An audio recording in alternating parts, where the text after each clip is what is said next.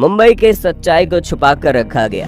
दोस्तों आज की वीडियो आपका दिमाग घुमा कर रख देगी, क्योंकि हम आज मुंबई के उस रेड लाइट एरिया के बारे में बात करेंगे जिसे लोगों ने छुपा कर रखा है। और साथ ही साथ हम आपको ये भी बताएंगे ऐसी कौन सी लत है जिससे वहाँ की लड़कियाँ बाहर नहीं निकल पा रही है। साथ ही हम आपको ये भी बताएंगे मुंबई के लोगों की जिंदगी बाकी शहरों की तुलना में कैसी होती है। और हमें पूरा विश्वास है मुंबई की सच्चाई को सुनकर आपके पैरों तले जमीन खिसक जाएगी। लेकिन हाँ, वीडियो शुरू करने से पहले एक छोटी सी रिक्वेस्ट है। वीडियो के नीचे रेड कलर का सब्सक्राइब बटन दिख रहा होगा, उस पर क्लिक करके सब्सक्राइब कर लें। और साइड में बेल आइकॉन भी दिख रहा होगा, उस पर भी क्लिक कर लें ताकि आपको वीडियो मिले सबसे पहले। कमाठीपुरा ये एक ऐसी जगह है जो मुंबई का रेड लाइट एरिया है। यहाँ पर हर रोज रात में जिस्म का बाजार सजता है। चोर बाजार से कमाठीपुरा को जाता ये रास्ता अलग ही कहानी बयां करता है, क्योंकि इस रास्ते पर गिरते पड़ते, लड़खड़ाते कदम और मचलते जज्बात के साथ जब लोग पहुंचते हैं, एक अलग ही दुनिया देखने को मिलती है। वैसे तो देश के बाकी रेड लाइट एरियाज में काम करने वाली सेक्स वर्कर्स की तरह यहाँ की सेक्स वर्कर्स की कहानी भी कुछ वैसी ही है।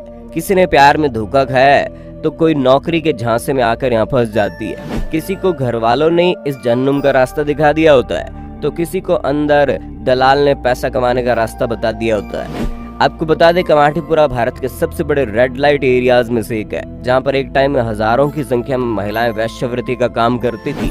हालांकि अब तो इनकी संख्या कम होती जा रही है, लेकिन एक वक्त ऐसा था जहाँ पूरे देश में इस जगह का डंका बजता था। ताजमहल।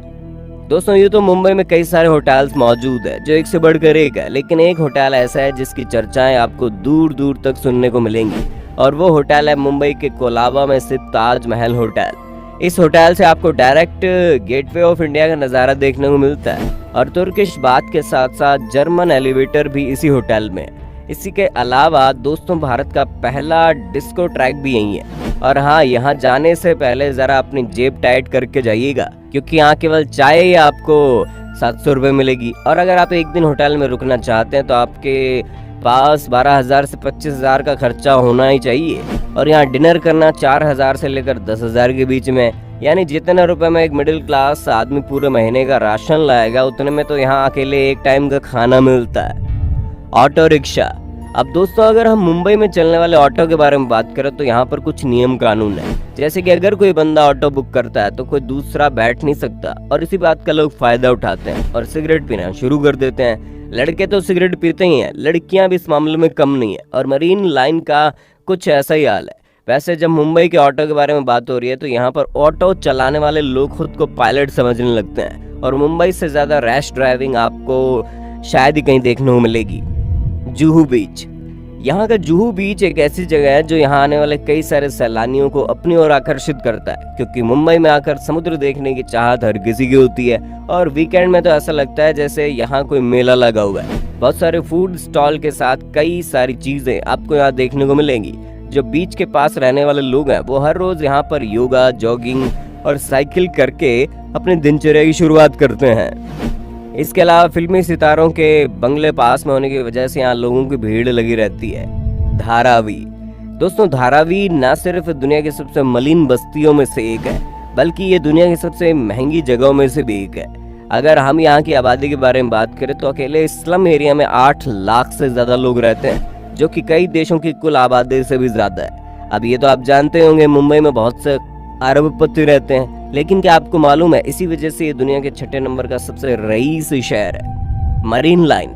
दोस्तों अगर मुंबई के मरीन लाइन की बात की जाए तो यहाँ पर पूरी रात लोगों की भीड़ लगी रहती है। ये वो इलाका है जहाँ कभी रात नहीं होती, और सैटरडे नाइट तो यहाँ बहुत ही ज्यादा भीड़ लगती है, क्योंकि फ्राइडे नाइट को लोग मूवी देखने के बाद यहाँ आते हैं और यही एंजॉय करते हैं। दोस्तों वैसे तो पूरी मुंबई घूमने के लिए बहुत अच्छी जगह है, लेकिन यहाँ कुछ स्टेशन ऐसे हैं जहाँ लड़कियाँ खुद को सुरक्षित महसूस करती है, जैसे कि CST स्टेशन, जो पूरी तरह से CCTV की निगरानी में रहता है। इस स्टेशन में लड़कियां महफूज होकर निकलती है, क्योंकि यहाँ पर सख्त पाबंदियां होती है और कोई किसी को भी तंग नहीं कर सकता।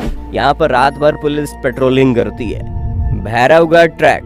दोस्तों भैरवगढ़ किले के नाम से प्रसिद्ध ये किला ठाणे में स्थित एक ऐतिहासिक पर्यटक स्थल है।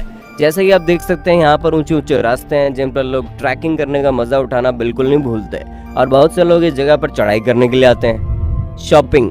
अब दोस्तों अगर शॉपिंग की बात करें तो मुंबई शॉपिंग के लिए बहुत बढ़िया है, क्योंकि फैशन स्ट्रीट से लेकर चोर बाजार और धारावी लेदर मार्केट में ये सभी ऐसी जगह है जहां शॉपिंग करने वाले लोगों का तांता लगा रहता है। यहाँ पर आप अच्छी और वैरायटी वाली चीजों की खरीदारी अपने बजट में कर सकते हैं, क्योंकि अकेले फैशन स्ट्रीट में 150 स्टॉल है जहाँ पर फैशनेबल और ट्रेंडी चीजें खरीद सकते हैं। यहाँ पर इंडियन से लेकर वेस्टर्न कपड़ों में ज्वेलरी, हैंडबैग और बहुत सी ऐसी चीजें देखने को मिल जाएंगी जो आपके लुक को बिल्कुल बदल कर रख देंगी, और ये सब कुछ आप बजट में खरीद सकते हैं। अगर आपको लेदर का कोई सामान लेना है तो आप धारावी लेदर मार्केट जा सकते हैं। यहाँ पर 200 से ज्यादा दुकान है जिनमें केवल लेदर की चीजें मिलती है, और सबसे अच्छी बात यहाँ मिलने वाली चीजें दाम में बहुत कम होती है। इसलिए अगर आप मुंबई जा रहे हैं तो अपनी खरीदारी करना बिल्कुल ना भूलें। बाकी उम्मीद है आपको इस चकाचौंध भरे शहर के बारे में काफी कुछ